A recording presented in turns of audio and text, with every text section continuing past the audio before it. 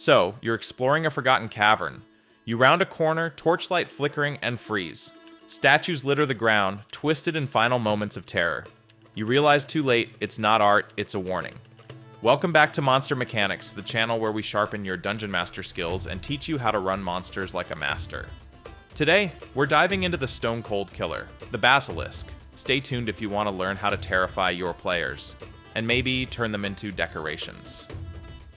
Basilisks are big, lumbering reptilian predators with 8-clawed legs and spiny, crystal-like ridges down their backs. They don't hunt by chasing their prey, they simply look at you and let their magic do the work. One wrong glance and boom, you're frozen in place, slowly turning to stone, helpless to stop it. Basilisks love to lair deep underground, where light is scarce and unwary adventurers are common. Their dens are often filled with broken statues, petrified victims, sometimes missing limbs or crumbling apart. It's horrifying, and honestly, kind of stylish. Fun fact, a basilisk can even accidentally petrify itself if it catches its own reflection. Yeah, they're tough, but not exactly clever. Alright, stat nerds, let's dig in. The Basilisk rocks a decent armor class of 15 and 52 hit points. Not a tank, but definitely tough enough to survive a couple rounds. It's slow though, waddling along at 20 feet per round, so don't expect any chase scenes. Its strength is decent at 16, but dexterity and wisdom? Oof, both sitting at a -1 modifier. Big, dumb, and slow. Perfect. Its signature move, of course, is the Petrifying Gaze. We'll get into that more in a second. And don't forget, it has dark vision out to 60 feet. No sneaking up on this bad boy in the dark. First up, the Basilisk's bread and butter, Petrifying Gaze. As a bonus action on a recharge 4, 5, or 6, the Basilisk can unleash a 30-foot cone of "Don't look at me" doom. Everyone in the cone has to make a DC 12 Constitution save. If you fail once, you're restrained. You're starting to turn to stone. Fail again, boom, petrified. You're a statue, buddy. You're scenery now, and because the Basilisk isn't smart, it's also vulnerable to its own gaze if it catches a reflection. Shiny shields, pools of water, polished armor, all fair game for clever players to use.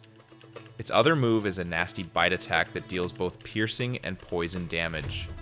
It's not subtle, but it hurts. Here's the trick. Don't have the Basilisk charge blindly into the party like some kind of scaly juggernaut. It's territorial, it's patient. Start encounters with the players finding weird broken statues. Maybe they hear crunching as the Basilisk munches on an old petrified victim. Keep it in tight, dark spaces, corridors where the party can't spread out easily to avoid that 30-foot cone.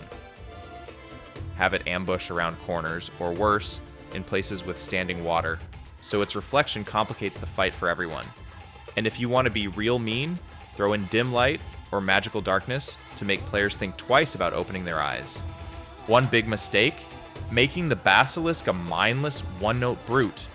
It's slow, sure, and dumb, but it's a patient ambusher, not a raging idiot. Don't waste its gaze early. Make players sweat before unleashing it. Build tension before the first roll. Let's play one out.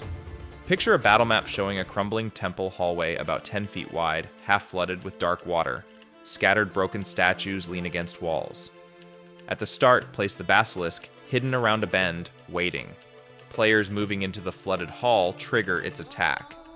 First round, the Basilisk uses Petrifying Gaze immediately, trying to catch as many PCs as possible.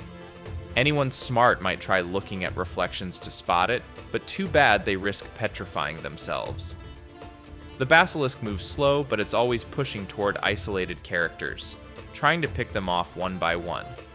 Maybe even have a random event at Initiative 10. A collapsed pillar splashes water and causes more reflections. Keep the tension high. Alright, quick recap. 1. Use terrain.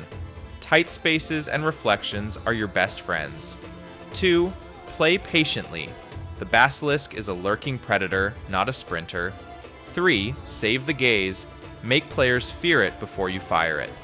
4. Use environmental hazards to make clever players work harder. That's the Basilisk, folks. A nightmare wrapped in scales and bad eyesight. If you enjoyed this breakdown, smash that like button, drop a comment telling me about the best Basilisk encounter you've run or survived, and make sure you subscribe to Monster Mechanics so you never miss a monster. Next time we're looking at something even deadlier. You won't want to miss it. See you at the table.